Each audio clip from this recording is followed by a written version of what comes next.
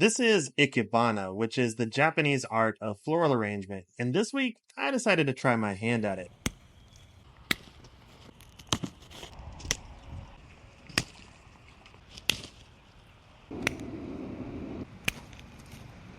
Now, this is my first time doing this, but the number 3 is very significant to the art of Ikebana, and we're going to start with the first of 3 main stems. And what we do is we measure it based on the height and width of the container, and then we multiply it by 2, and that's going to give us the height of this tallest and first stem, which is called the shin. The next stem is called the soy, and it's usually about 2/3 as long as the shin is. So I'll get that cut and down to size and cleaned up, and then we will move on to the third piece, which is called the tie, which will be the shortest of the 3 main branches. Usually about half as long as the soy was. Now, once I get the 3 main branches the size I need them to be, then it's just going to be time to start putting them in place, and then we'll figure out whether other types of fillers we can put around them to enhance the arrangement. One of the first differences you'll notice between Ikebana and Western floral arrangements are the type of dishes or vessels that you would put the arrangement in. Here you see a more wide and shallow vessel, and then what I'm holding now is called the kenzen, or in English we would call this a frog. And this is a little disc that's quite heavy, and it's covered in these spikes that are going to hold the arrangement in place.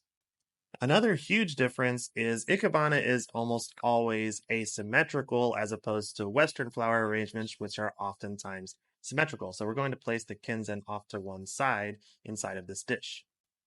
Make sure you're doing the final cut of your stems underwater, as this can really help with the longevity of each of the individual flowers. So let's go ahead and get that first piece in place. This is going to set the tone of the entire arrangement. We'll just stick it onto there, and then I want it off to the side at just a slight angle. Next, for the soy, I'm going to go ahead and stick this in here and then angle it backwards a little bit and to the right, but you can angle this however looks more pleasing to your eye. The goal here is to eventually make a little triangle, which is going to be the main structure of your arrangement. And with this last piece, the tie, I'm going to have it facing towards the viewer, and that's going to help hide the frog. Now that our main triangle is in place, it's time to start adding in some filler to help fill out the rest of this arrangement. I tried to keep this simple, and so I only chose 3 species to be used in the entire arrangement.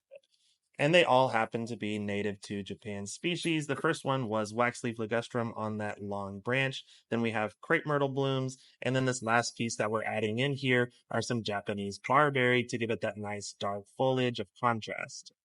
Your main goal from this point forward is just to add in some filler that looks pleasing, cover up the frog where it's out of view, but you don't want to make this look too busy. It's important to keep it simple and elegant and to have some nice negative space or empty space in the arrangement. And keep in mind, this is a miniature Ikebana kit, so oftentimes they are much bigger than this, but I really enjoyed making this, and I'm looking forward to learning more about this traditional Japanese art. Let me know down in the comments how you think I did on my very first try at Ikebana.